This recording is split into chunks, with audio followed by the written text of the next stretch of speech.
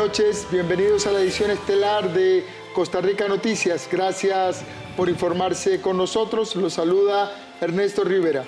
Y Eisel Chacón, gracias por estar con nosotros. Buenas noches, don Ernesto. Buenas noches, Eisel. Una jornada cargadísima de información. Así es. Muchas cosas que comentar, muchos temas que están en desarrollo en este momento. Así es, le recordamos a usted que nos puede seguir en vivo mediante nuestras plataformas de redes sociales de Costa Rica Noticias. Búsquenos en Facebook, Twitter y YouTube como Costa Rica Noticias. También nos puede escuchar mediante la radio 101.5 FM Costa Rica Radio. Vamos a nuestros titulares.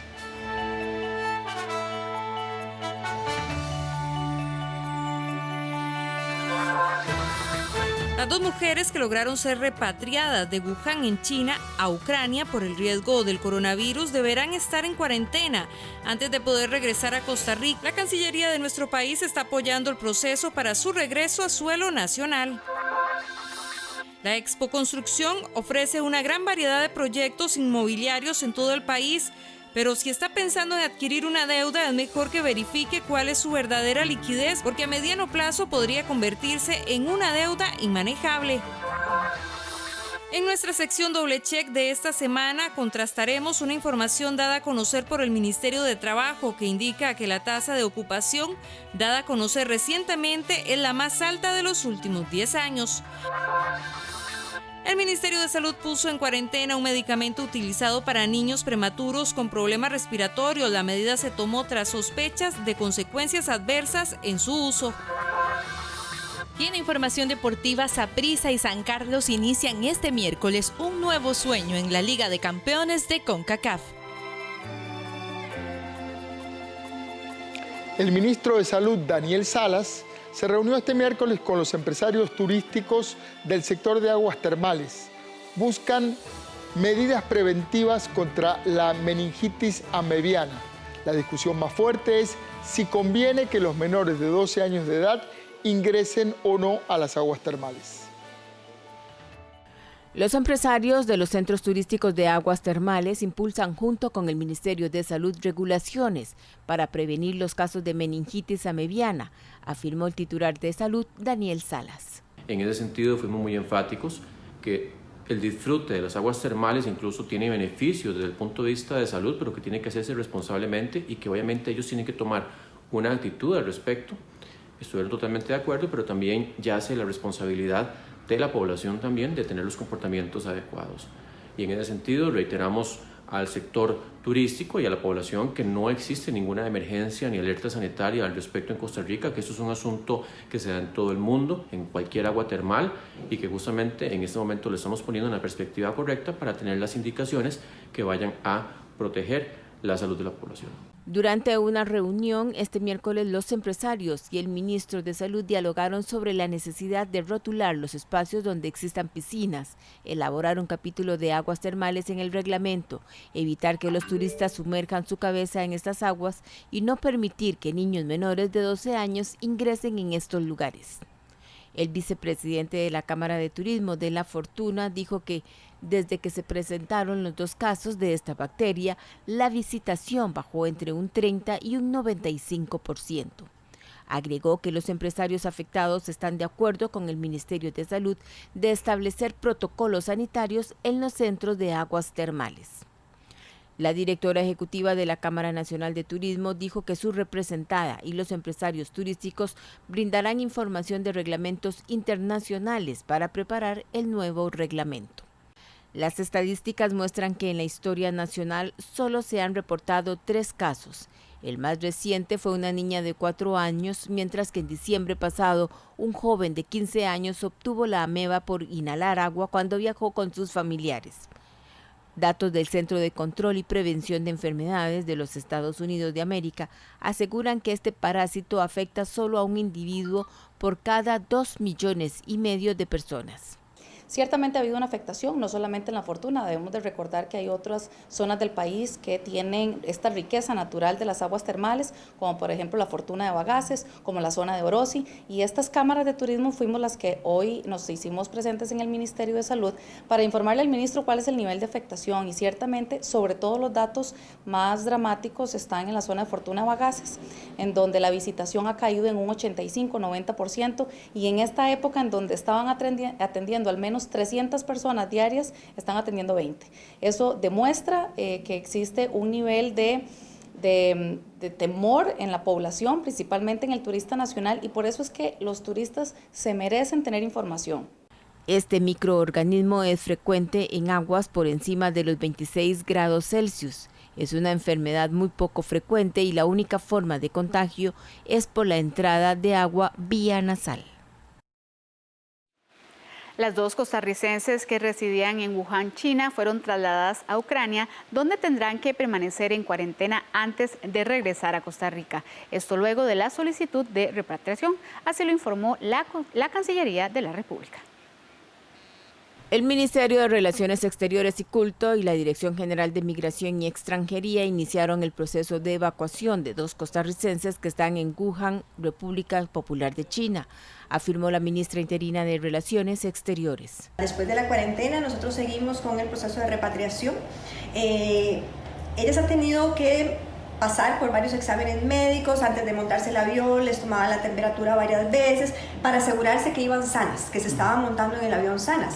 El proceso de cuarentena es el protocolo internacional, como decimos, y todos los procedimientos de salud deben continuar hasta que lleguen al territorio costarricense. Bolaños explicó que el gobierno de Ucrania atendió la solicitud del gobierno de evacuar a las costarricenses que solicitaron su repatriación por estar vulnerables en este país asiático. Ya salieron de China, van volando en este momento. Y en esto yo sí realmente quiero agradecer al gobierno de Ucrania la asistencia humanitaria. La Cancillería consideró las condiciones sanitarias y logísticas ordenadas por China en el marco de la contención del COVID-19, así como las condiciones del tercer país, incluido el cumplimiento de un periodo de cuarentena, como exige la normativa internacional antes de su retorno a Costa Rica. Y en otros temas, 694 casas se quemaron durante el 2019. La mayoría de esas viviendas no contaban con un seguro para recuperar lo perdido. En el INS hacen un llamado para que los propietarios aseguren sus casas, sus comercios o sus industrias. La principal causa de incendios en Costa Rica son los desperfectos en las instalaciones eléctricas. En el 2019, 12.392 personas adquirieron una póliza de incendios para proteger sus viviendas, comercios o industrias.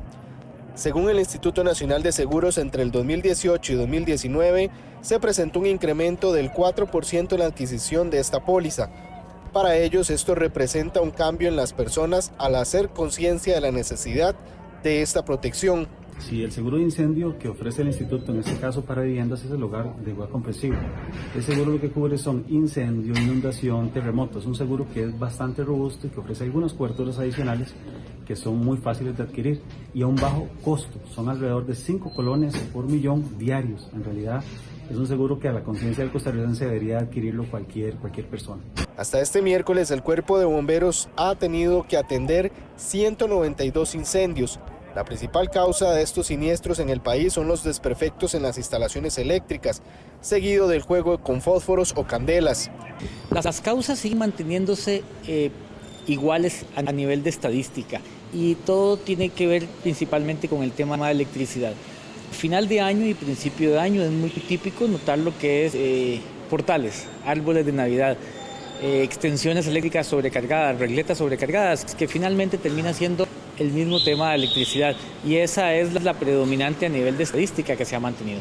Ante esto, los bomberos hacen el llamado para revisar y mantener adecuadamente las instalaciones eléctricas de las viviendas. Bueno, vamos a hablar principalmente del tema de fuego en vegetación. Todavía hay algunas costumbres de encender algunos fuegos. En esta época es muy fácil que cualquier fuego de esos se vuelva incontrolable en primera instancia con la gente que está provocando o produciendo ese fuego por algún motivo. Entonces es evitar a toda costa los fuegos en vegetación. Eso aunado con el viento es una combinación sumamente peligrosa. Y con el tema de la electricidad es algo que lo reiteramos cada vez que el Cuerpo de Bomberos tiene la oportunidad, en el sentido de que las instalaciones eléctricas deben tener una revisión periódica y deben ser realizadas por personal competente en esa materia, ¿verdad? Durante el 2019, 694 viviendas se quemaron y la mayoría no contaban con un seguro para recuperar los daños ocasionados. Y a las 7:11 de la noche vamos a ver una nota que es un poco una contracara de esta nota que hicimos antes sobre incendios en casas muy humildes. Vamos a hablar de que la Expo Construcción tiene una amplia oferta de proyectos para quienes tienen el sueño de comprar casa. Sin embargo, si usted está valorando esa decisión, lo mejor es que analice cuidadosamente el panorama financiero y la deuda que adquiere a mediano plazo, pues podría convertirse en una cuenta inmanejable. Nuestro compañero Andrés Ortiz está en Expo Construcción y nos informa en vivo desde Pedregal. Adelante, Andrés. Buenas noches, adelante. Gracias, don Ernesto. Gracias, don Ernesto, a Isel y a todos los televidentes. Buenas tardes. Así es, estamos en Expo Construcción que inició precisamente el día de hoy, se va a mantener hasta el próximo domingo y tiene mucha oferta tanto de las empresas constructoras, los desarrolladores, como también de las entidades financieras de nuestro país para todo tipo de clase de personas que vengan precisamente a adquirir un crédito aquí a este lugar. Vamos a ver primero una nota de nuestra compañera Jennifer Vega, donde nos detalla un poco lo que es la Expo Construcción y también las diferentes ofertas que hay. La Expo Construcción buscará este año innovar con variadas opciones de crédito y muchos proyectos habitacionales para así evitar un alto impacto por la entrada del cobro del IVA. Aún así, el Colegio de Ingenieros y Arquitectos asegura que el costo habitacional incrementó en un 10%, pues el precio de los materiales subió en los últimos meses. El mes de septiembre fue un pico histórico con creo que casi llegando a los 2 millones de metros cuadrados tramitados solos en este mes. De manera que hay mucho proyecto que entró en la gradualidad, hay mucho proyecto que ya está construido y que están preparados para entregar las unidades de una vez y esas no se ven afectadas. Hay otros proyectos que están entrando después de 30 de septiembre, para eso estamos defendiendo la gradualidad a través de un proyecto de ley que está actualmente en la Asamblea para que sea una progresividad real para todos los proyectos. 13 entidades bancarias, 47 desarrolladoras inmobiliarias y 120 proyectos en todo el país son parte de la edición número 22 de la Expo Construcción. Créditos preaprobados en tan solo 3 días son algunas de las opciones de DaVivienda. Nosotros traemos varias sorpresas importantes, sobre todo queremos mejorar en agilidad. Lo primero es, cuando usted llegue a la Expo, se registra y nosotros en un máximo de 7 minutos va a recibir un correo electrónico en donde le da un monto preautorizado, el cual usted va a poder ir a cualquiera de los 120 proyectos, escoger el suyo, nos da la información y en el momento que tengamos la información completa, en un máximo de 3 días, usted va a tener ya la confirmación de que solo tiene que ir a formalizar para recibir su llave. Este evento da diferentes opciones en todo el país, como Alajuela, San José, Heredia y Guanacaste, que van desde los $109.000 para la clase media. CONI es un proyecto que se encuentra en Sabana Norte, cuya oferta se basa en departamentos de 1 y 2 habitaciones. Es muy importante porque son departamentos con un espacio muy óptimo, con ofertas de amenidades bastante completas en todo el edificio, una ubicación privilegiada y además de eso muchas características de sostenibilidad en el proyecto. Construreal ahorita está apostando mucho a la clase media. Ahorita estamos aprovechando el incentivo del gobierno de que el bono a la clase media lo han subido hasta viviendas de 65 millones de colones.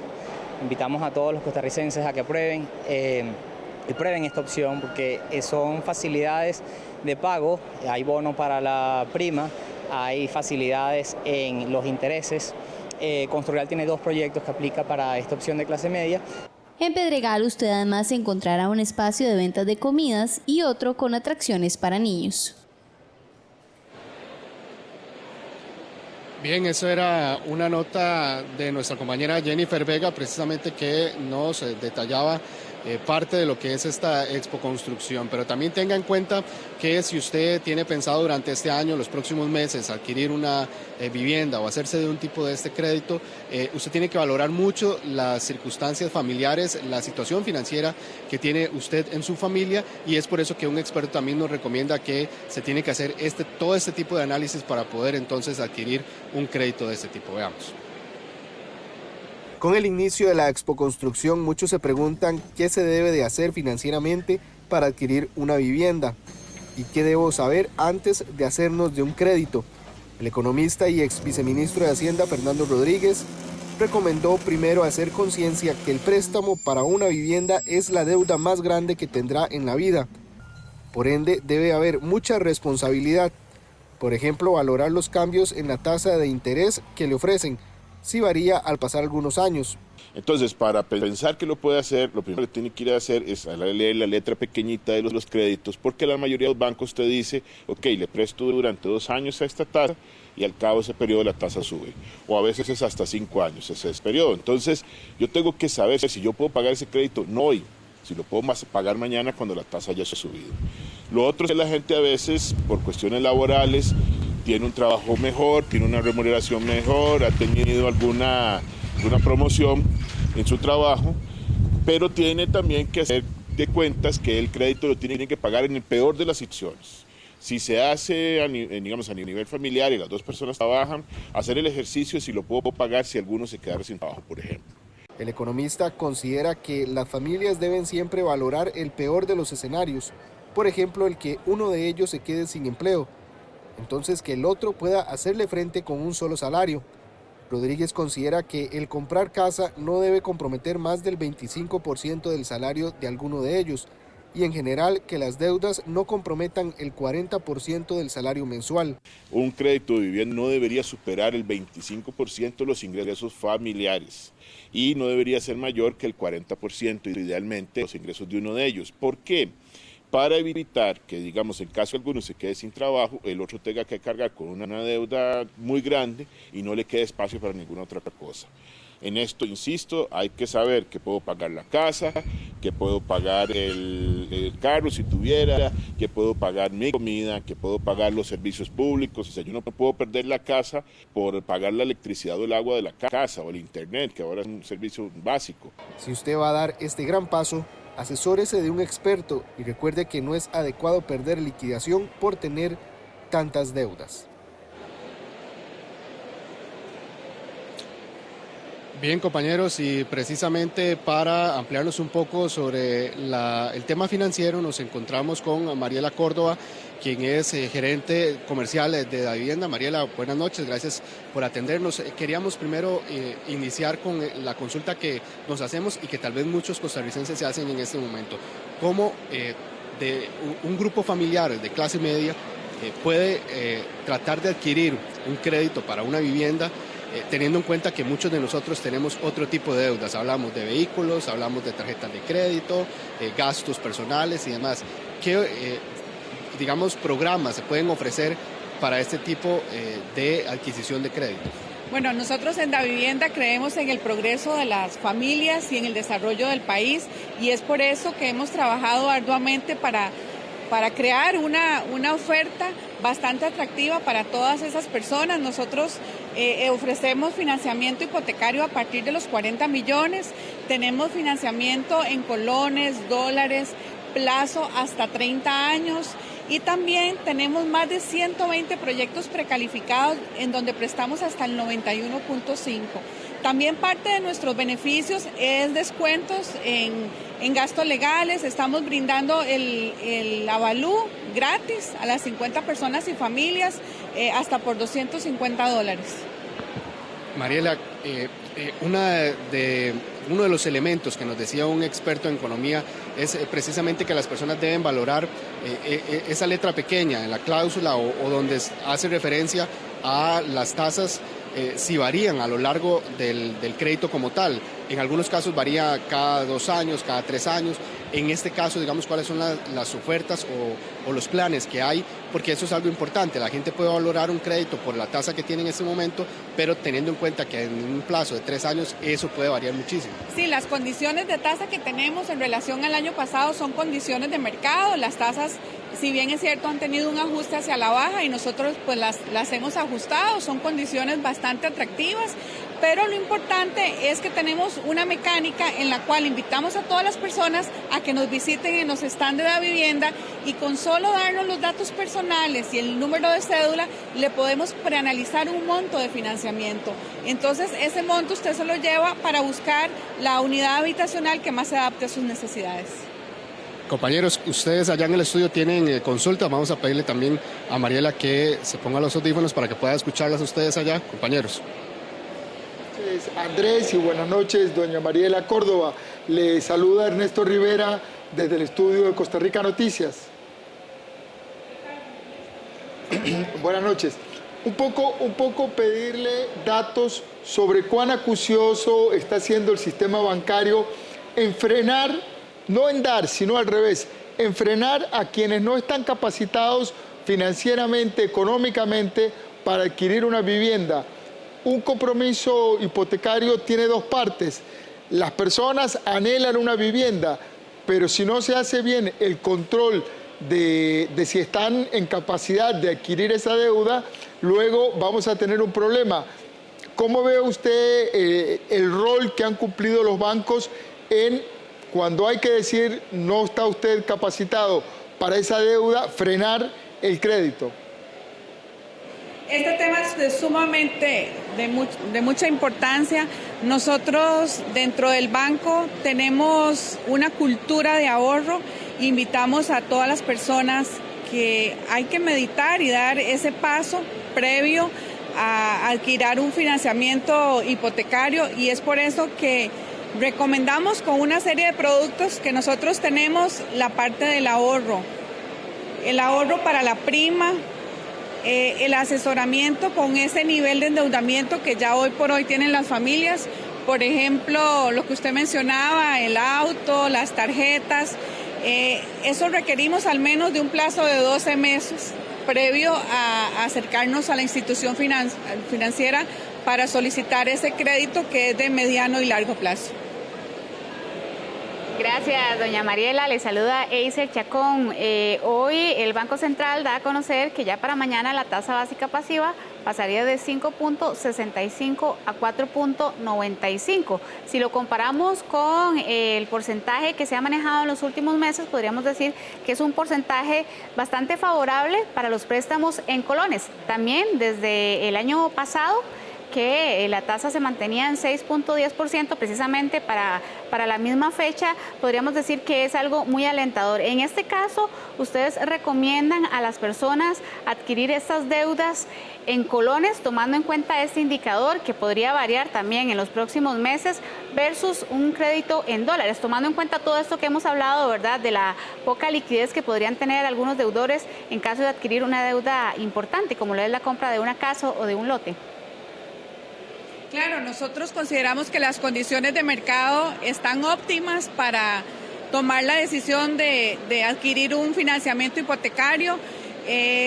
Siempre la recomendación es adquirir el crédito en la moneda en la que uno genera los ingresos, ¿verdad? Pero queda a criterio de cada familia y de cada persona decidir en qué moneda quiere hacer su financiamiento, pero lo que recomendamos siempre es en la moneda en la que generamos nuestro ingreso, en este caso el salario.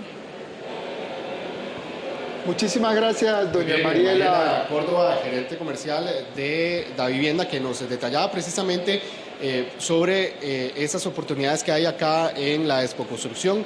Ya lo saben, son muchísimas las oportunidades que hay. También ustedes como familia valoren las circunstancias que tienen en su entorno y asistan durante estos días aquí a Pedregal. Compañeros, esta es la información que tenemos. Regreso con ustedes al estudio donde tienen más detalles. Buenas noches. Muchísimas gracias a nuestro compañero Andrés Ortiz con esta información desde Expo Construcción. Son las 7 de la noche con 25 minutos. Vamos a hacer nuestro repaso por carretera gracias a la señal de cámarasvialescr.com. Este sector que usted observa es la ruta 122 de la Panasonic hacia Belén, donde hay condiciones muy favorables para transitar. No se registra lluvia en este sector y hay buena visibilidad. Nos movemos hacia la ruta 32 en la zona del Surquí, con vista hacia San José, que se ve muy despejado en cuanto a tránsito, un poco con baja visibilidad y la superficie de rodamiento húmeda. Nos vamos hasta la avenida 10 sobre barrio La Granja, San Pedro, con vista hacia San José. A esta hora es muy favorable transitar por este sector. En la rotonda de San Sebastián, el tránsito se observa fluido, buenas condiciones, mucha visibilidad y superficie de rodamiento seca. Buen momento para transitar por esta zona. Y cuando son las 7 de la noche con 26 minutos, hacemos nuestra primera pausa comercial. Ya casi volvemos con más de Costa Rica Noticias, edición estelar.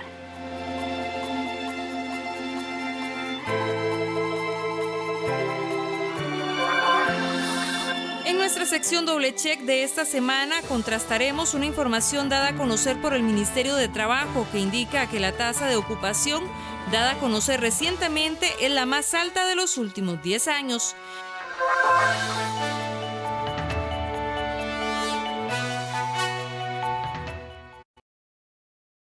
¿Cuántas cosas ha tocado hoy?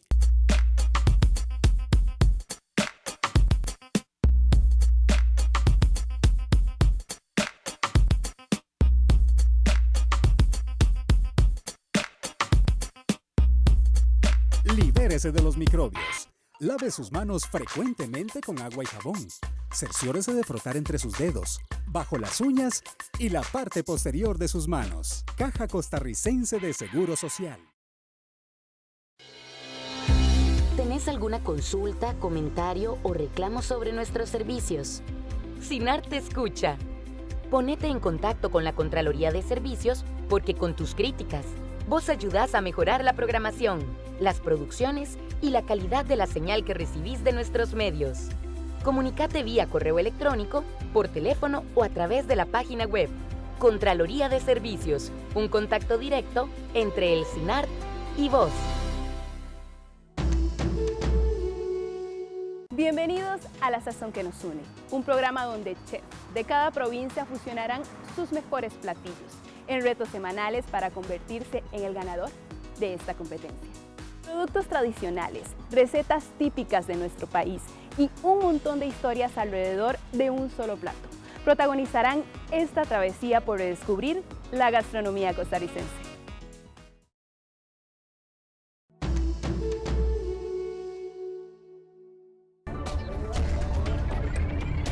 Hola, ¿qué tal? La Escuela de Música Sinfónica de Pérez Celedón de la sede Brunca de la Universidad Nacional celebra 25 años de existencia en las que ha formado a cientos de jóvenes que hoy son músicos profesionales y que aportan mucho al desarrollo del país.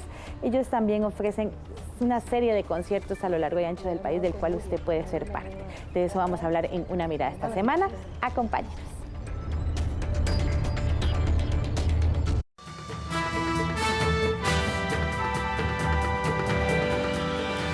Siga con nosotros, estamos en vivo a las 7:29 en Costa Rica Noticias y como todos los miércoles tenemos la sección con los periodistas del proyecto Doble Check, este proyecto que busca confrontar la información que se publica en los medios de comunicación.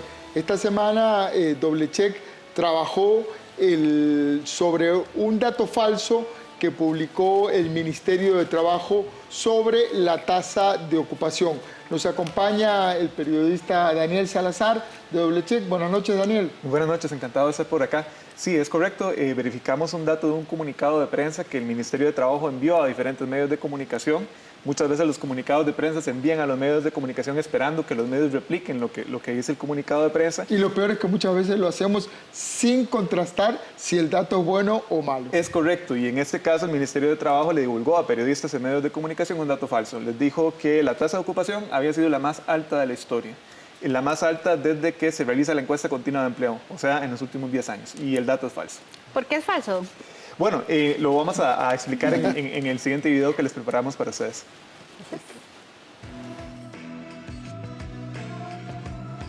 El Ministerio de Trabajo afirmó que la tasa de ocupación en Costa Rica es la más alta en los últimos 10 años.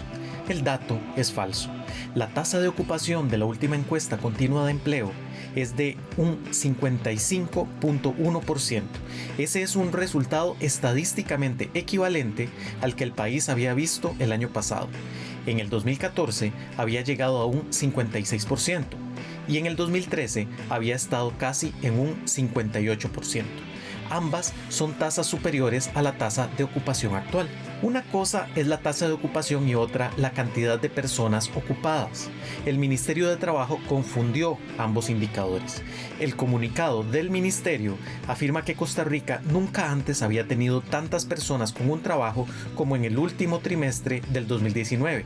Eso sí es cierto, pero no quiere decir que Costa Rica hubiera llegado a su pico de ocupación, aunque parezca contradictorio. ¿Acaso no es buena noticia que Costa Rica tenga la mayor cantidad de personas trabajando en su historia? No se confunda, ese dato en realidad no nos dice mucho, es engañoso. El detalle es cuánto representan ellas con respecto a todas las personas en edad de trabajar. No nos interesa si son 100 o 1000 empleos, nos interesa saber si es la mitad o si es solo un cuarto. Ahí es donde necesitamos sacar una tasa, la tasa de ocupación. Y bueno, la tasa de ocupación más reciente no es la más alta de la historia del país. Lo que señaló el Ministerio de Trabajo es falso. Contactamos al Ministerio de Trabajo. La persona encargada reconoció que cometieron un error con el titular. Su intención era centrarse en la cantidad de personas ocupadas. Una última cosa, recordemos que el país también tiene la tasa de desempleo más alta de los últimos 10 años. ¿Cómo es posible que al mismo tiempo tenga la mayor cantidad de personas con trabajo en ese periodo? No es una contradicción. Imagine que usted es el dueño de una empresa que tiene 100 empleados. Afuera, en la acera, hay 5 personas haciendo fila, esperando a que usted las contrate. Un día usted decide contratarlas. Ahora ya no tiene 100, sino 105 empleados. Aumentó la cantidad de personas ocupadas. El problema es que a la semana siguiente usted llegó y vio que había una nueva fila de personas buscando trabajo. Y ya no eran 5 personas en la fila, sino 10. ¿Aumentó la cantidad de ocupados? Sí, porque usted contrató a 5 personas más. ¿Aumentó el desempleo? También porque la fila se hizo más larga. Eso es lo que está pasando en Costa Rica. El país no está perdiendo empleos. La empresa que nos imaginamos sigue contratando a más gente. Pero al mismo tiempo, la fila se hizo larga, la más larga que hemos visto.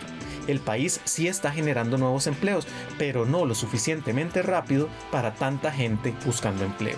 En corto, sí tenemos el desempleo más alto en la última década, sí tenemos la mayor cantidad de personas trabajando y no tenemos la tasa de ocupación más alta, como dijo el Ministerio de Trabajo. Bueno, Daniel, muy interesante este análisis que ustedes hacen. Leyendo acá la publicación en la página doblecheck.cr, que por cierto la tenemos acá para que todas las personas que quieran seguir las informaciones que ellos realizan lo puedan hacer, dice que la interpretación correcta es que el desempleo se mantiene estancado en su pico histórico. Bueno, nosotros como periodistas lo importante es realizar la verificación de la información. Como usted lo dice, es un comunicado de prensa que muchos medios replican, pero que tal vez muchos periodistas no se toman la tarea de verificar. Coméntenos un poco acerca de esta verificación de la información que ustedes han venido pues corroborando a lo largo de los últimos meses que han venido realizando este trabajo en Doblecheck. Sí, bueno, el primer paso para una verificación a veces es parte del trabajo, tratar de comprender muy bien cómo es que el Instituto Nacional de Estadística y Censos realiza la encuesta y cómo es que trabajan los datos. Por ejemplo, una de las cosas que se ha dicho es que en este momento el desempleo llegó a un pico histórico, ¿verdad?, muy alto. Lo cierto es que en realidad estamos con el mismo nivel de desempleo que teníamos un año atrás.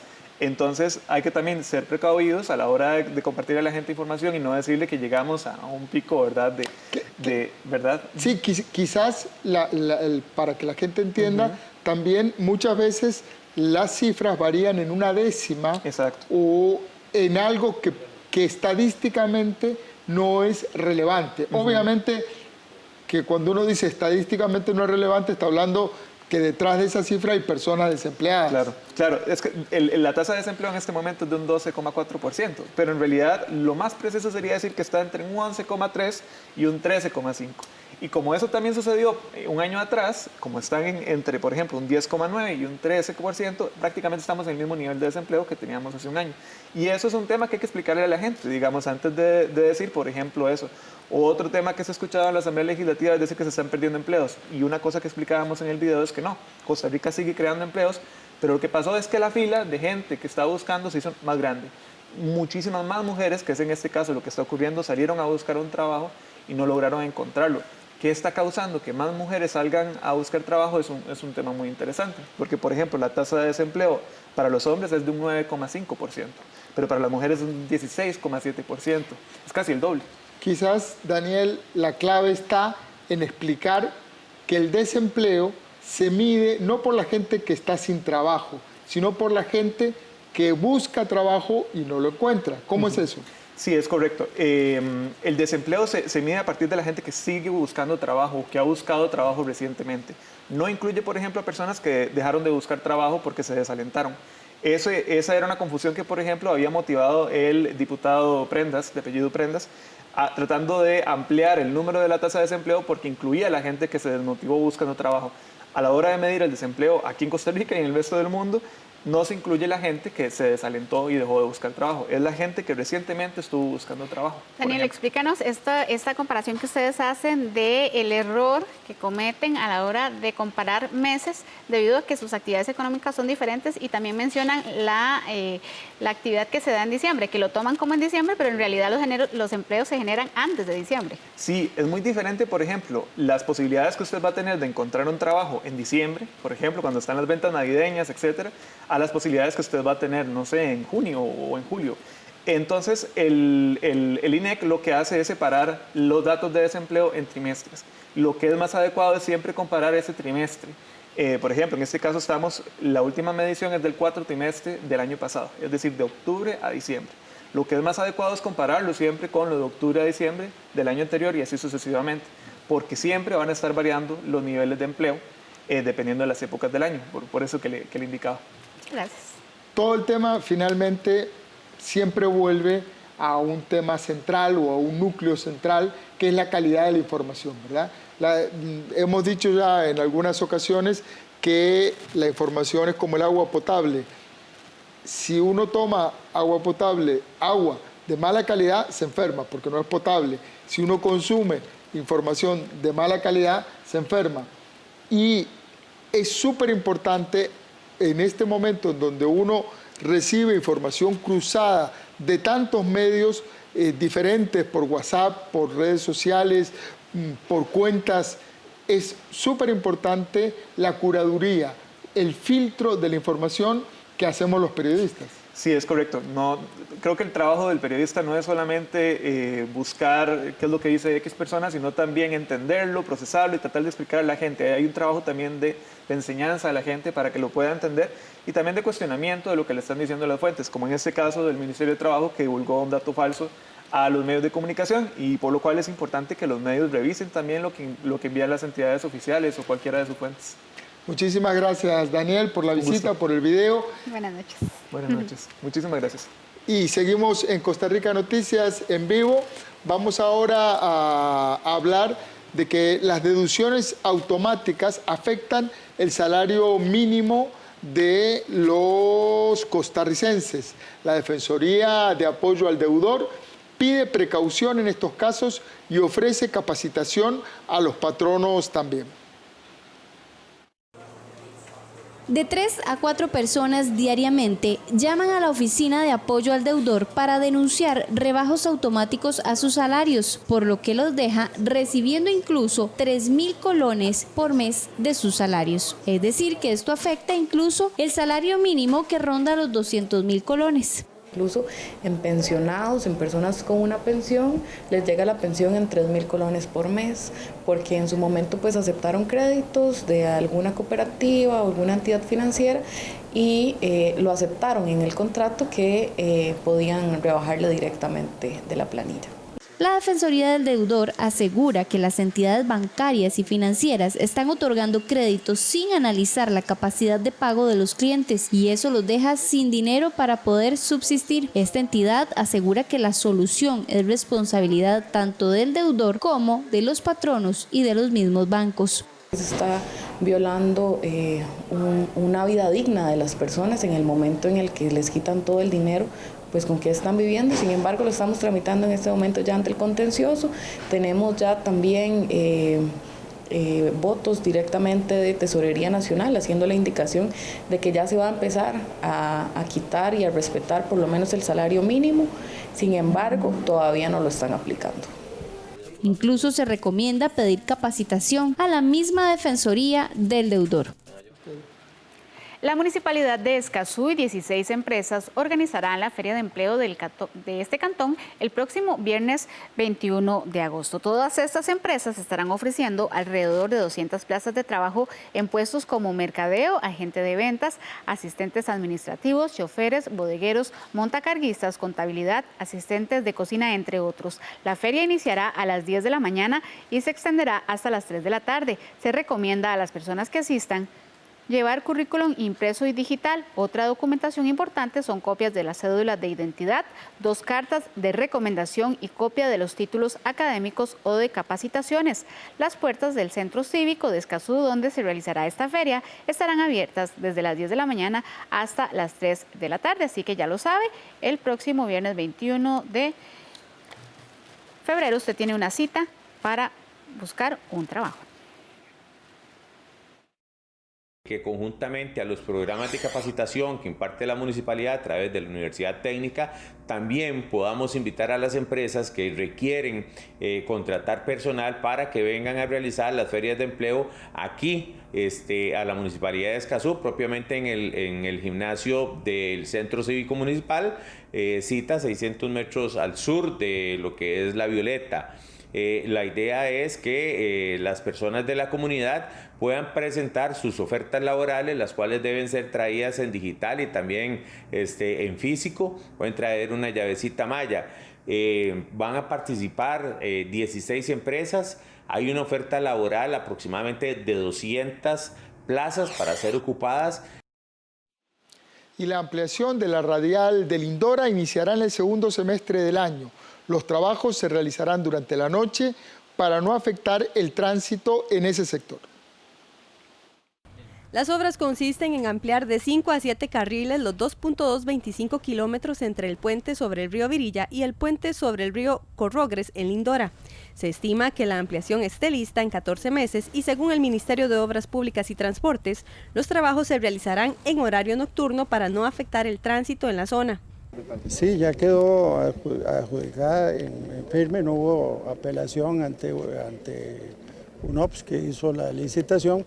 Como se sabe, primero hay una apelación ante ellos y una posible apelación ante la Contraloría posterior, pero en este caso no darse, estamos anticipando que va a ser una adjudicación en firme. Esto nos pone ante la posibilidad de que la obra se inicie en el segundo semestre de este año. Esta ampliación se realizará pese al problema de aguas negras que hay en ese sector, que según el MOP no afectará a futuro la carretera. Se mantendría el problema de aguas negras, ¿verdad? Lo que no representaría en un futuro que el área tenga que intervenir. No, porque tendrá que haber una planta de tratamiento, ¿verdad? Eso es lo que será necesario. Eso, o sea, no afectaría necesariamente la obra o debajo de la obra, no quedaría la afectación. Se estima que por la radial Lindora-Santa Ana circulan aproximadamente 35.000 vehículos. El Ministerio de Obras Públicas y Transportes se encuentra preocupado por el atraso de la empresa China Check para ampliar la Ruta 32. Sin embargo, descartan finiquitar el contrato. Los conductores que viajan al Caribe deberán tener mucha más paciencia, pues la intervención de la Ruta 32 presenta serios atrasos. Por ejemplo, este mes de febrero se tenía previsto ampliar los primeros 20 kilómetros de la vía entre Guápiles y Siquirres. Sin embargo, la empresa constructora Check informó al CONAVI que se les dificultó trasladar unas vigas. Por ende, no se pudo concluir a tiempo la ampliación en dicho sector. Pese a que los trabajos iniciaron desde abril del 2018, la obra tiene apenas un 25% de avance. Eso genera preocupación entre las autoridades del Ministerio de Obras Públicas y Transportes, aunque descartaron finiquitar el contrato. Uno tiene que jalar a un contratista. Se supone que el contratista tiene que empujar, ¿verdad? Es decir, aquí nosotros supervisamos las obras, no tenemos que decirle cómo hacerlas, eso le corresponde a ellos. Rodolfo, ¿de cuánto estima usted que podría ser ese atraso? Mire, yo confío que la empresa tiene la potencialidad para reponer los tiempos. Yo sigo confiado de que se logre finalmente superar esa barrera cultural, que ellos logren superar el atraso que lleva el proyecto. En un inicio, el costo de la carretera se estimó en $465 millones.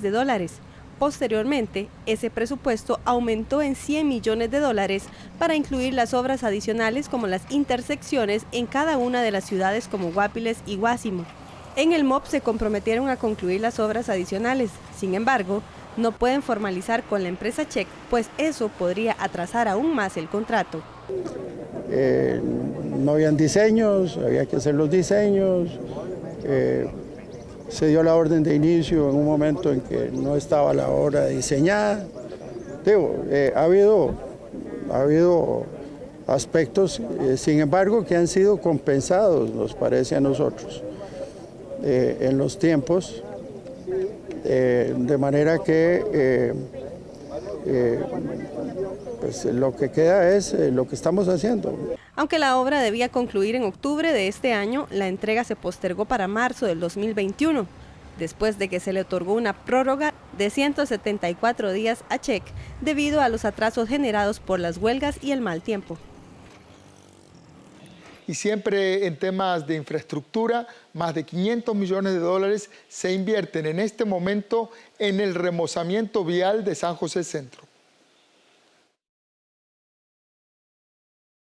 Gracias a un mapa interactivo, las personas pueden conocer la cantidad, el avance y la zona en donde hay obras constructivas por parte del Ministerio de Obras Públicas y Transportes. Circunvalación Norte, paso de desnivel de las garantías sociales, puentes, proyectos cantonales, pavimentación de rutas de travesía e implementación de carriles exclusivos, así como las OBIs de la carretera San José-San Ramón, la intersección Taras y La Lima, la ampliación de la radial Santa Ana y el paso a desnivel de Guadalupe son parte de las obras que se implementan en la capital. Según el director del CONAVI, solo en el centro de San José la inversión en obra pública llega a los $500 millones. Estamos en este momento llegando cerca de los $500 millones en inversión en obra general en el centro de San José, pero estamos haciendo una gran cantidad de obra en otras partes también.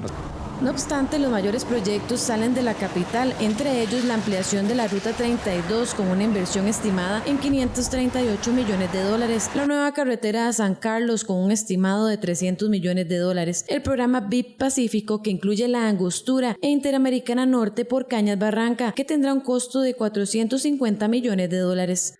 Espero que la sociedad hoy en día y el cuerpo político de este país comprenda que no es posible quedarnos en el pasado, que tenemos que mirar el futuro y actuar congruentemente.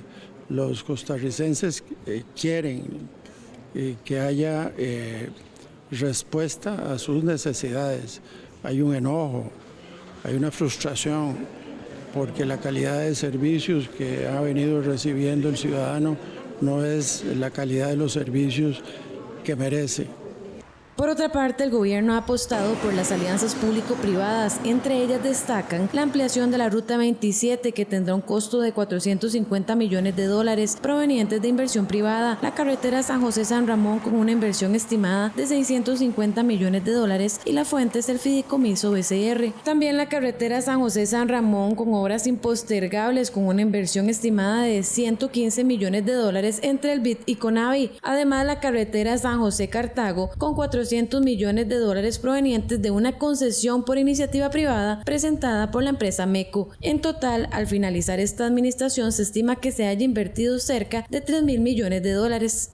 Nosotros nos planteamos para 7 años un plan de $5.000 millones y ese plan está en ejecución totalmente. Y nos planteamos que durante esta administración estaríamos desarrollando obras que se concluirían por $3.000 millones. Y eso está en ejecución integralmente. Hay unas obras que están en la normalidad de su ejecución, otras que han sufrido pequeños atrasos, otras que van más avanzadas. Economistas nacionales han defendido en los últimos años que la inversión en obra pública no solo beneficia al sector vial, sino que estimula la producción porque es una fuente generadora de empleo, puede tener un impacto local, es decir, reactivación económica, y logra encadenamientos por la compra de materiales, alquiler de maquinaria y equipos, así como la demanda de servicios asociados. Yo estoy convencido de que estamos realmente beneficiando a la totalidad de la población del país con las obras que estamos haciendo. Por último, cada uno de estos proyectos adecuadamente supervisados crea un impacto en el nivel de competitividad nacional que lleva 40 años sin invertir en obra pública vial. 7:51 p.m. Hacemos una pausa comercial, ya casi volvemos con más de la edición estelar de Costa Rica Noticias.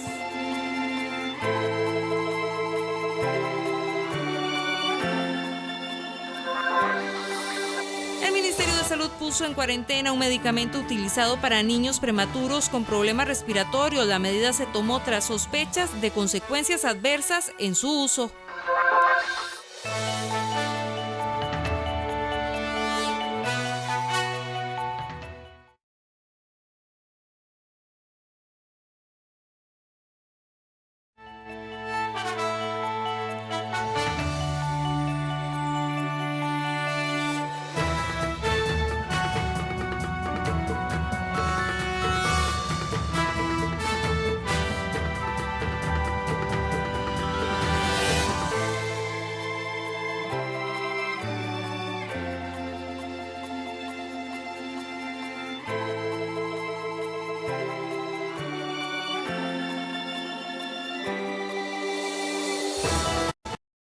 Con el Banco Popular, que solo grandes beneficios le traerá. Como a Pepe, que con su plan naranja pudo pagar el marchamo. ¡Qué salvada! O María, que con su ahorro a plazo pudo terminar sus estudios y ahora tiene un título universitario. Y Beto, que tuvo un imprevisto con su compu, pero con el ahorro de su cuenta naranja pudo comprar una nueva. Al igual que ellos, yo disfruto los beneficios de ahorrar con el Banco Popular. Solicite el suyo ya. ¿De pronto hay arreglos musicales propios? En ningún momento lo pensamos para que fuera, digamos, una banda importante en Costa Rica. Solo queríamos tocar. A veces uno va con la corriente y uno no sabe. Esa es la manera en que he empezado a vivir desde que tomé esa decisión.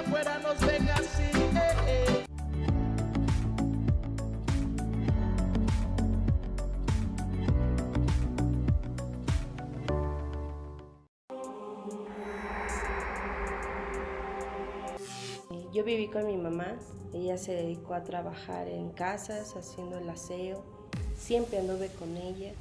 Pues ella sí sufrió de violencia familiar y ella me decía, yo no quiero repetir la historia de pegarte por cualquier cosa nada más. Este tema de violencia de género no solo es, hay unos hombres que violentaron a las mujeres, hay todo un sistema patriarcal de complicidad La Mujer Revelada, los domingos a las 12 mediodía y a las 5:30 de la tarde, solo en 13, Costa Rica Televisión. Nunca pensé que él me iba a dejar o no sé. Pues tuvimos miedo y después preocupación.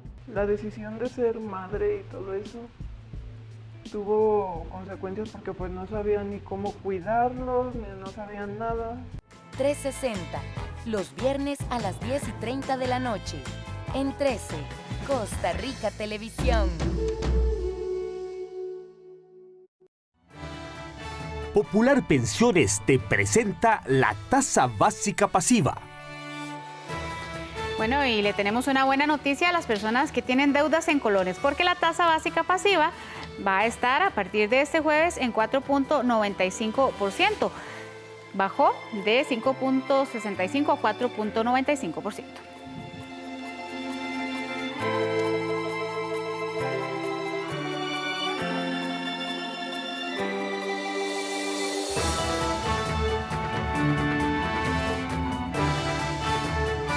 Popular Pensiones te presentó la tasa básica pasiva. Y este miércoles en nuestra sección Animales en Libertad les presentamos al tucán picoiris, una especie cuya hembra deposita de 2 a 4 huevos blancos. El macho y la hembra son muy democráticos, comparten el cuidado de los huevos tomando turnos para empollarlos.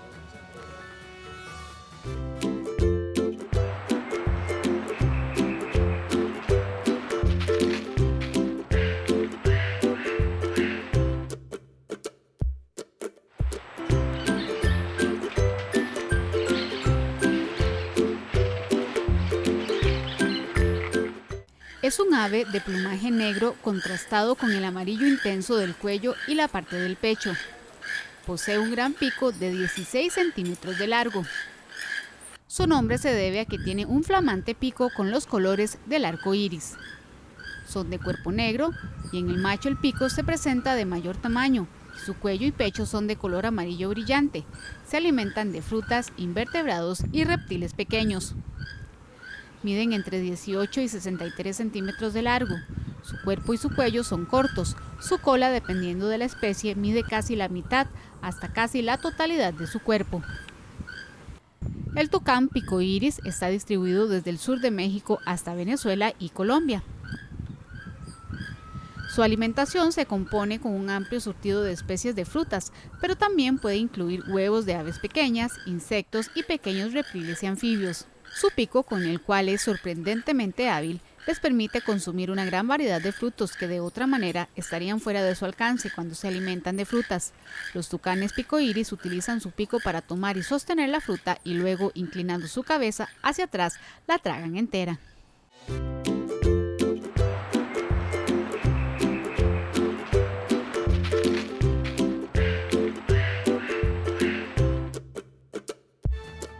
Guapísimo el tucán picoiris. Tiene una coloración que parece diseñada por el más volado de los diseñadores gráficos, ¿verdad?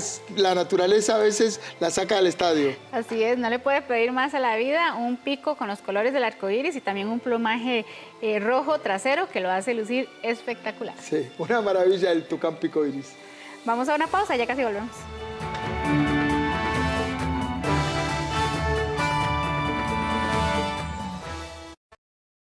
¿Cuántas cosas ha tocado hoy?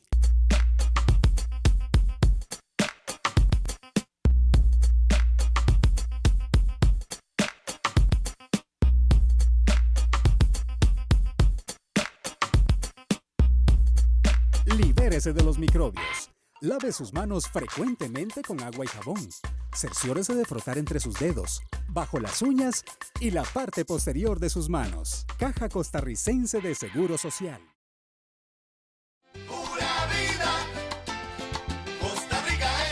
No, por eso te decía, yo tengo un amigo venezolano que solicita el estatus migratorio aquí, todavía no lo tiene muy claro. Mañana vamos a hablar de eso. Yo también tengo muchos conocidos que están bajo ese panorama de refugiados. Vamos a conocer qué es esto, cómo podemos ayudar y también qué pueden hacer las personas refugiadas. Una voz que entona un canto libre y la esperanza tejiendo.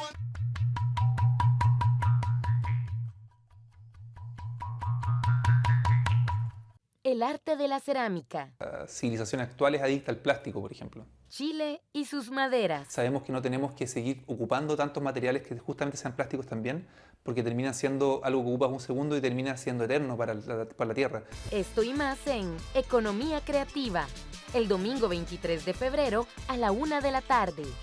Solo en 13, Costa Rica Televisión. 3, 2, 1.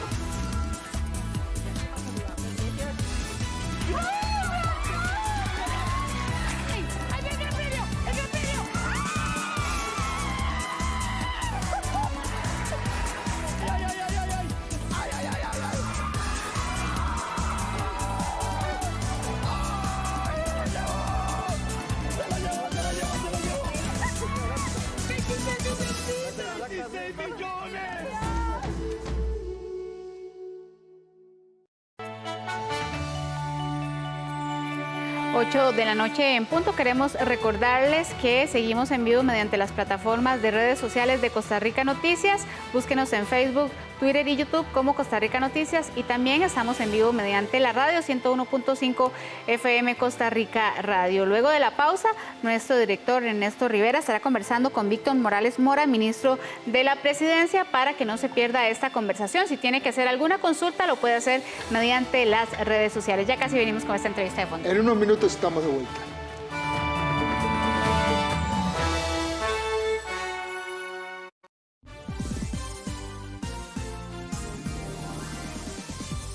No se pierda el sorteo de la Lotería Nacional.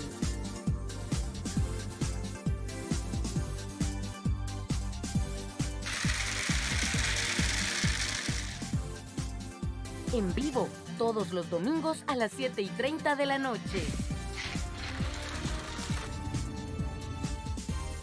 Solo por 13, Costa Rica Televisión. A los coreanos nos dicen que somos los latinos de Asia.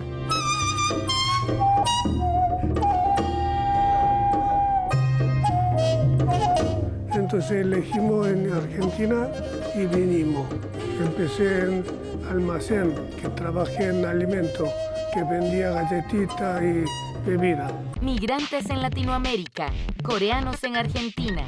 Este domingo 16 de febrero a las 7 de la noche, solo en 13, Costa Rica Televisión. Irma Estela es una mujer que lleva la educación alternativa en la sangre.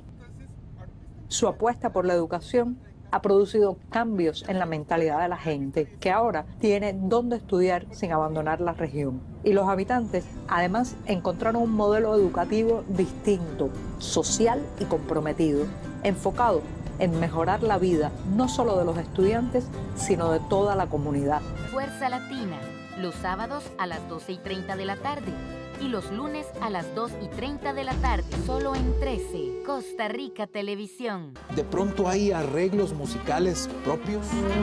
En ningún momento lo pensamos para que fuera, digamos, una banda importante en Costa Rica, solo queríamos tocar. A veces uno va con la corriente y uno no sabe. Esa es la manera en que he empezado a vivir desde que tomé esa decisión.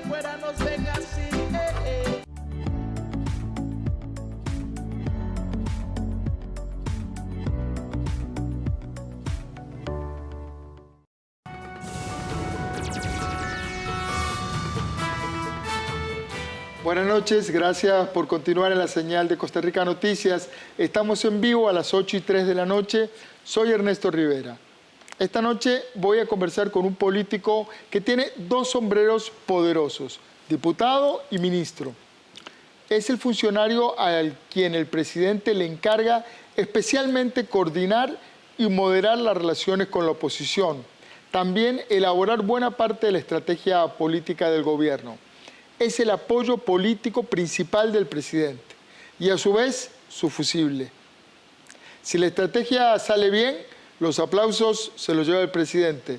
Si sale mal, probablemente los truenos y los rayos le caen sobre la cabeza. De joven, en Acerrí, quiso ser boxeador, pero durante una pelea le rompieron la nariz y su mamá lo obligó a retirarse. Don Víctor Morales, bienvenido al set de Costa Rica Noticias. Muchas gracias, Ernesto. Un gusto estar acá compartiendo ese espacio con usted y con su estimable audiencia. Buenísimo. Don Víctor, ¿recuerda cómo se llamaba el boxeador que le rompió la nariz? Era mi primo mío. Y ahora, ya que es ministro y diputado del oficialismo, ¿quién le rompe la nariz a usted? ¿Dónde ahora la pelea? Bueno, le debes evitar que dé un golpe demasiado contundente. No, muchas gracias. Bueno, hacemos precisamente el trabajo que describía usted en cuanto a relacionarnos con las fuerzas políticas representadas en la Asamblea Legislativa, procurando construir un espacio de diálogo que nos permita avanzar conjuntamente, ¿verdad? Aquí debo reconocer de entrada que hay un grupo de legisladores y de legisladoras con un profundo sentido de responsabilidad nacional, ¿verdad? De sentido patriótico, en donde hemos podido encontrar terreno fértil para juntos construir agendas e impulsar proyectos que beneficien a Costa Rica, que sean los proyectos necesarios y oportunos para atender los temas que el país está necesitando. Como ministro de la Presidencia le toca el rol un poco de estratega del gobierno. Una de las críticas que se reiteran desde sectores de la oposición es que este gobierno no tiene precisamente estrategia. Sobre todo se critica la estrategia en materia de reactivación económica. ¿Cuál es la estrategia de reactivación económica del gobierno? Y sobre todo, ¿cuándo prevén que esa estrategia empiece a tener logros visibles? Que es lo que la gente... Obras vemos, corazones. Sí, claro. Vamos a ver, nos parece que el tema central que nos interpela, que nos enfrenta, en primer lugar como gobierno, pero también como sociedad, es crear las oportunidades de empleo para la gente, ¿verdad? Nos parece que ese es el tema fundamental. La nuestra, es una economía que crece muy moderadamente, ¿verdad? Pero crece, comparativamente con lo que pasa en la región, incluso en parte del mundo, tenemos crecimientos moderados.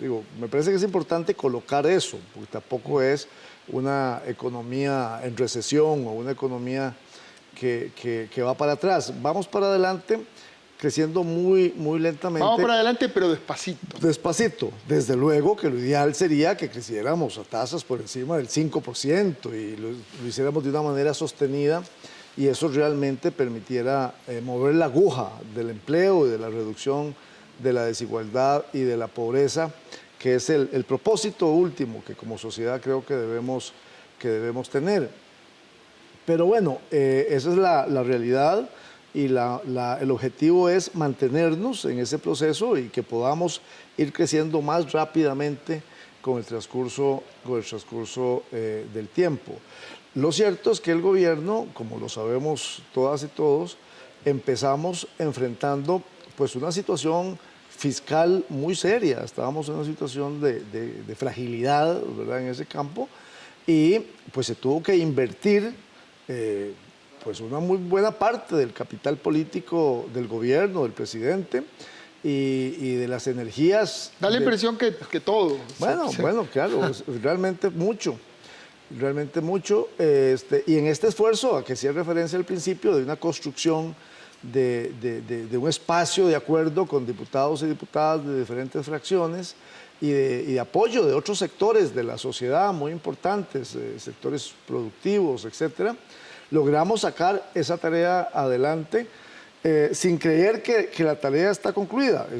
Nos permitió evitar que el barco pegara contra la montaña de hielo y que pudiera virar, pero sigue avanzando de manera lenta. Lo decía muy claramente el señor ministro de Hacienda la semana pasada cuando, atendiendo al llamado de las señoras y señores diputados, pues explicaba que de lo que se trata ahora es de cómo consolidamos, ¿verdad? Cómo se consolida ese proceso, digamos, de estabilidad fiscal, y podemos, con una situación fiscal, con unas finanzas públicas sanas, poder avanzar más rápidamente hacia nuestro puerto, ¿verdad? Porque entonces esa es la ruta. Pero esa es una tarea en la que estamos, desde luego, como lo ha planteado muy claramente el presidente, estamos convocados todos los sectores.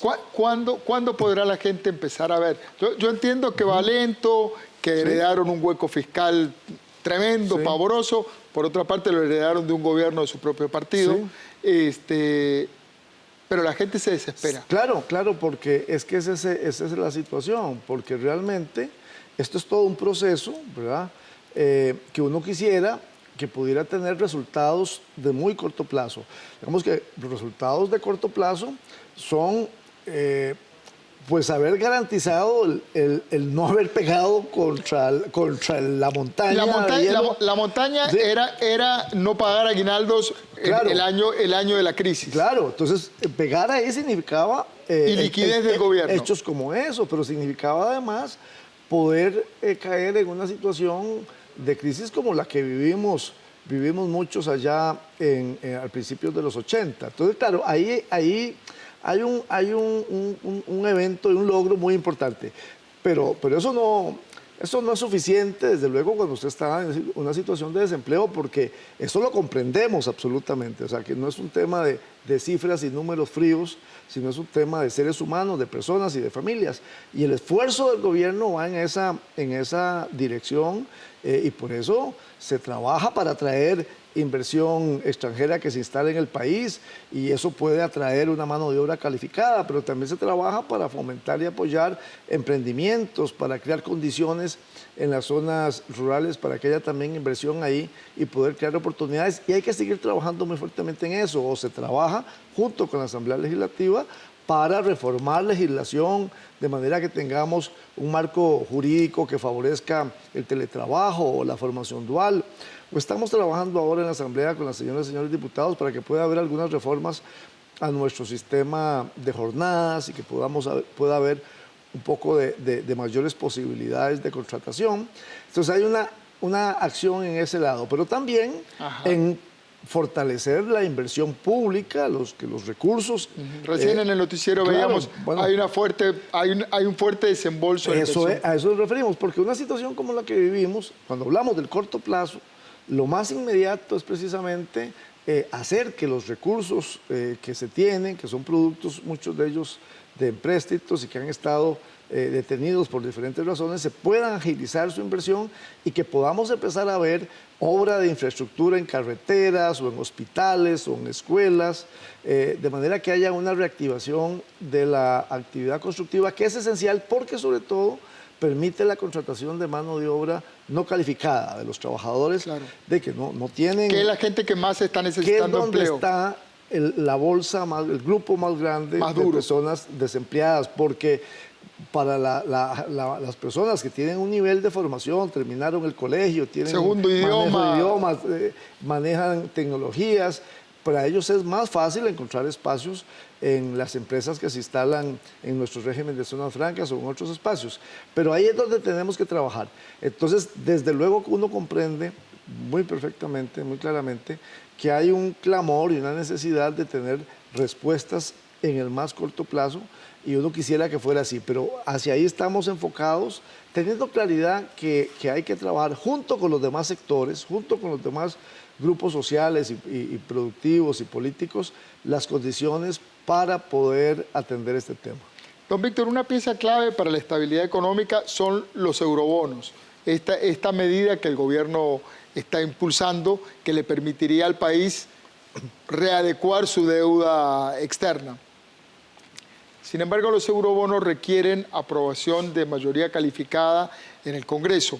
Diputados como el socialcristiano Pedro Muñoz dicen que no van a votar los eurobonos si Hacienda no acata aplicar la regla fiscal como recomienda la Contraloría. ¿Qué dice usted? ¿Cómo van a resolver este intríngulis? Bueno, en primer lugar, que desde luego temas como los de los eurobonos y otros empréstitos que se gestionan, algunos otros que se gestionan en la Asamblea, tienen un propósito muy claro, ¿verdad? Es que hoy el gobierno, el país, tiene deudas con tasas de interés altas, ¿verdad? Imaginemos también una familia o nosotros mismos que tenemos deudas con altas tasas de interés y tenemos la posibilidad, mediante estos recursos, de cambiar esa deuda cara por una deuda a más bajos intereses.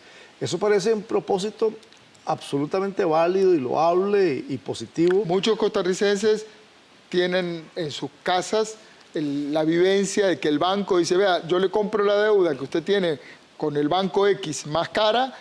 Así es. Y se la refinancio. Es eso lo que se busca, es cambiar deuda con intereses altos a la deuda con intereses más bajos, ¿verdad? Y lo entendemos muy bien con el ejemplo personal o familiar que podemos tener. Entonces, nos parece que esa es una razón muy poderosa en sí misma, ¿verdad? Presentada así como es, para buscar el apoyo de las señoras y señores diputados y esperamos encontrarlo con esta argumentación que creo que ellos compartirán y que conocen y entienden para la aprobación de esto. Por otra parte, el gobierno ha estado desde luego que absolutamente comprometido con la aplicación de la regla fiscal y comprometido con ajustar sus presupuestos y socarse la faja. Creo que entonces estamos en esa página, estamos en la página de que vamos a aplicar la regla fiscal. Si en los últimos días se ha suscitado pues alguna diferencia de opiniones, yo creo que es cuestión de pues, conversarse y abrir algún espacio para que podamos entender las diferencias que podemos tener en esto y resolverlo. Entonces, ahora el Banco Central, uno de los argumentos que usaba el diputado Muñoz, social cristiano, era que el Banco Central incluso le daba la razón. Ahora el Banco Central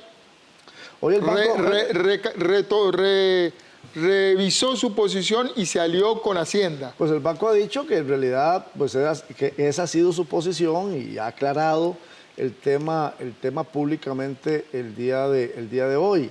Entonces nos parece que es cuestión de conversarse pues un poco, de abrir algunos espacios para entenderse, de modo que en un plazo razonable, prudencial, en las próximas semanas, podamos estar en la misma posición todas las partes y que eso desde luego nos ponga a trabajar en lo que es. ¿Usted está trabajando en alinear esos planetas? ¿Conversó con el Banco Central, con el presidente del Banco Central?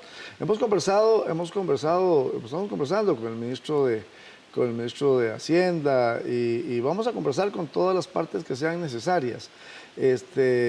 Parto siempre del principio de que, pues hablando de buena fe, normalmente las personas nos entendemos. Aquí hay cuestiones técnicas finas y delicadas que hay que ver cómo ponemos en la dimensión correcta, pero nos parece que ese tema es un tema que no debe distraernos, que no debe ponernos a enviar señales incorrectas, sino que debemos buscar espacio para entendernos, de manera que el gobierno avanza en el cumplimiento de sus obligaciones legales y todos trabajamos para que realmente la economía pueda moverse, pueda activarse, ganemos confianza entre todos los sectores, ¿verdad?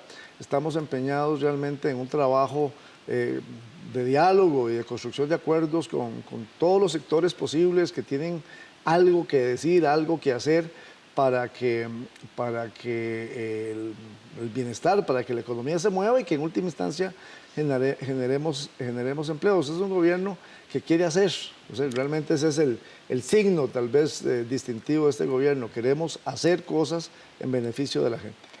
Don Víctor, otro de los proyectos claves que están en el Congreso es la Ley de Empleo Público. ¿Qué propone exactamente ese proyecto y qué no propone? Porque le han atribuido un montón de características que no sé si las tiene. ¿Y cuán posible ve usted su aprobación? Sí, bueno, Este tema es muy importante. En primer lugar, debemos colocar que precisamente en la ley 9635, en la ley producto de la reforma fiscal del segundo semestre del año 18, se introdujo un capítulo que tiene que ver con empleo público, ¿verdad? Donde se plantearon reformas importantes y ajustes importantes en términos, digamos, de impacto presupuestario. Entonces, cuando vamos a hablar de esta materia, a mí siempre me interesa recordar, porque la memoria también es débil y se nos olvida, que hemos hecho en materia de empleo público una importantísima reforma en la ley fiscal. Dicho esto, esa reforma en dos platos, cortito, ¿qué cambio introdujo? No, pues que esa reforma básicamente sí tuvo un impacto de carácter presupuestario. Porque achicó. Claro, porque fue una reforma que desde luego ha conducido a la revisión de pluses, de anualidades, de beneficios económicos hacia futuro, fundamentalmente. Y eso, no de la gente que está trabajando ahora, sino de los contratos nuevos. No, pero me refiero de la gente que está trabajando en relación con los beneficios a partir de la publicación de la ley, sin hacerlos, digamos, de carácter retroactivo. Pero lo que quiero decir es que esa ley, la reforma fiscal, en su capítulo de empleo público, introdujo reformas que han tenido ya un impacto en la planilla, en los costos de la planilla para el sector público. Eso es importante plantearlo.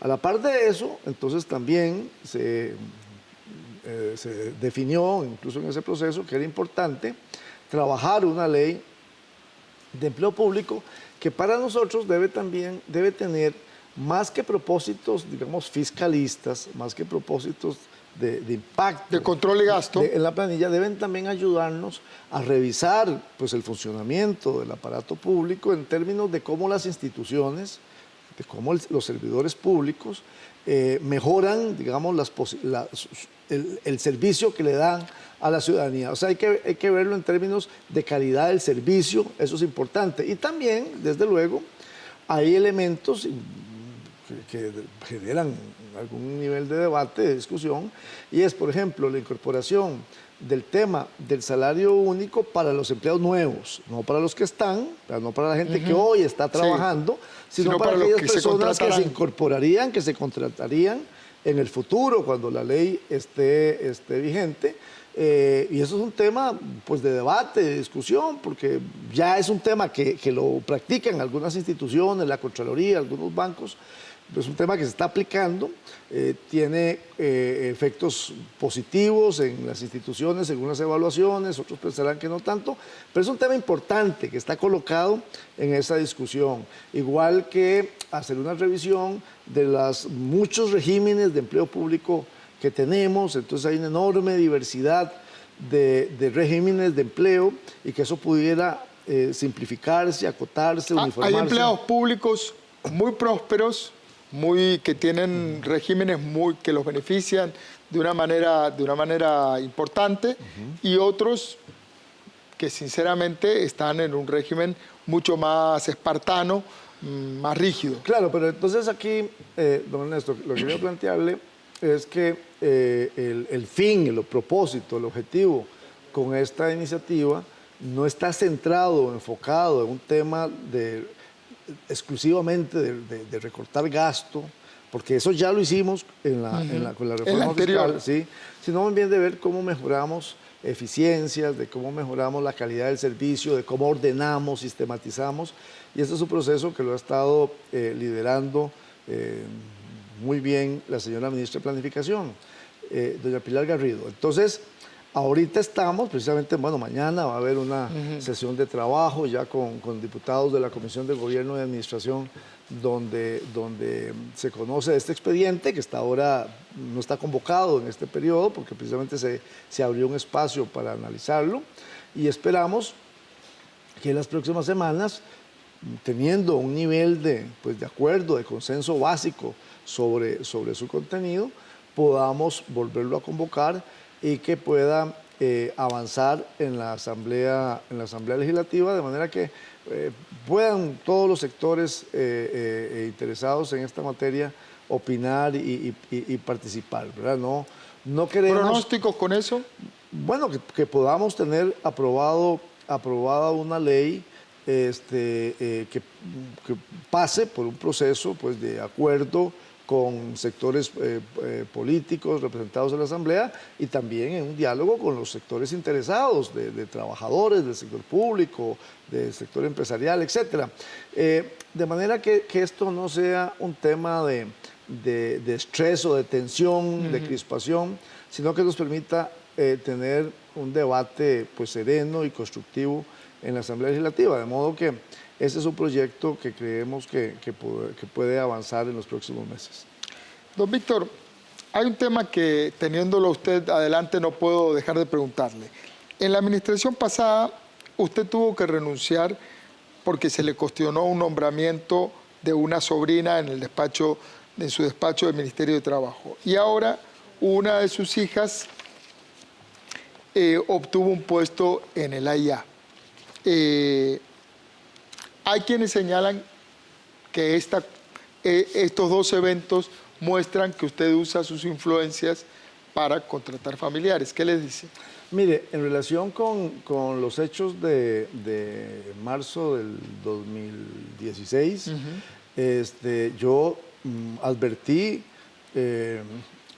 pues una falta de cuidado de mi parte porque incluso yo mismo había pues promovido una normativa institucional para evitar situaciones con familiares. Se produjo esa situación, yo asumí las consecuencias de mis actos y me fui para la casa, ¿verdad? Sin ningún cuestionamiento, porque yo creo que uno debe asumir las consecuencias de sus actos. En el caso que usted me menciona de mi hija, mire, se planteó esto como un caso de tráfico de influencias que nadie ha podido probar ni demostrar, porque no hay nada de eso, no hay nada. Yo creo que aquí la institución que hizo el nombramiento... El acueductos y alcantarillados. A través de un proyecto, ¿verdad? La contratación la hicieron para elaborar en un proyecto que tienen en esa institución, ha dado todas las explicaciones. ¿Hubo un concurso? Hubo concurso, obviamente con plazos más rápidos, tratándose de un proyecto con un financiamiento de un banco internacional. Y ellos han dado todas sus explicaciones y ellos tienen que asumir la responsabilidad que les toca en ese nombramiento, porque lo hicieron ellos, no lo hice yo. En el otro caso, yo asumí las consecuencias y la responsabilidad y me fui para la casa. En este caso, la institución debe dar las explicaciones, como ya lo ha hecho, y debe explicar a donde tenga que explicar. Es decir, a mí que me demuestren que yo usé mi posición para influir en ese nombramiento. No lo pueden demostrar porque eso no existe, ¿verdad?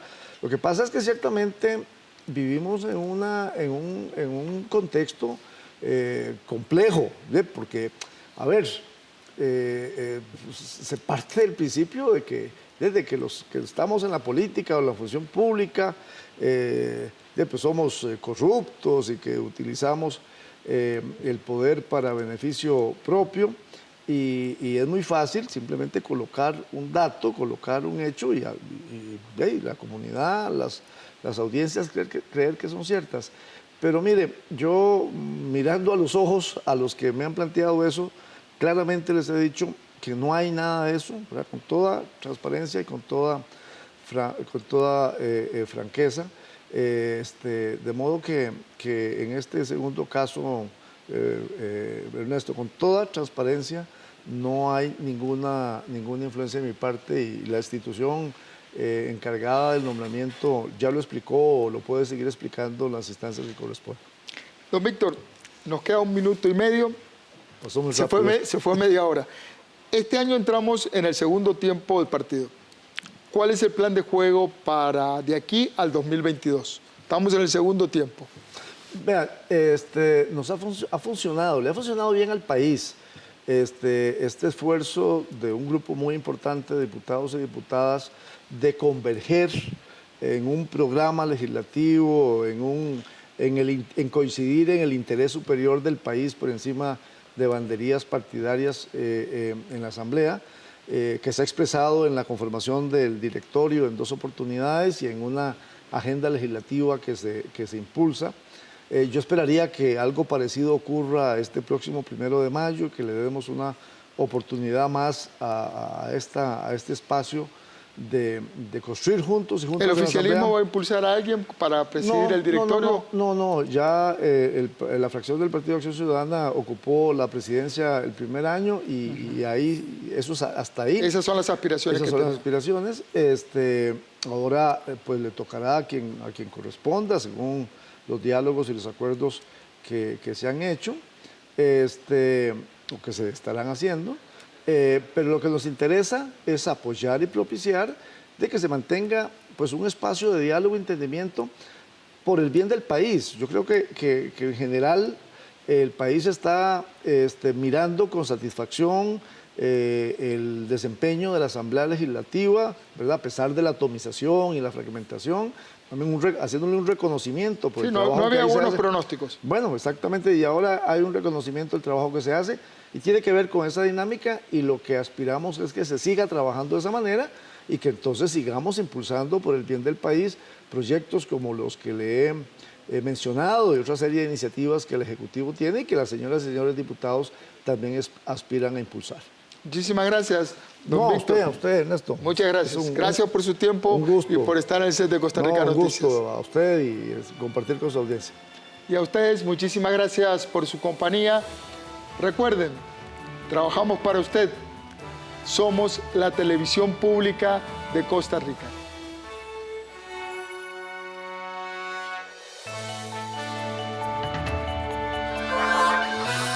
Y en información deportiva, Saprissa y San Carlos inician este miércoles un nuevo sueño en la Liga de Campeones de CONCACAF.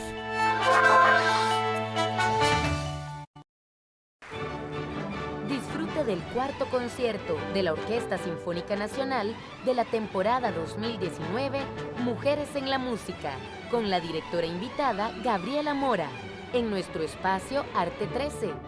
El 23 de febrero a las 2:30 de la tarde. Aquí estamos curando las cabritas con banano, se le pica las hojas de las hortalizas, digamos que el camote, porque estas animalitas de todo comen. Y lo importante es que estas bichitas, como comen,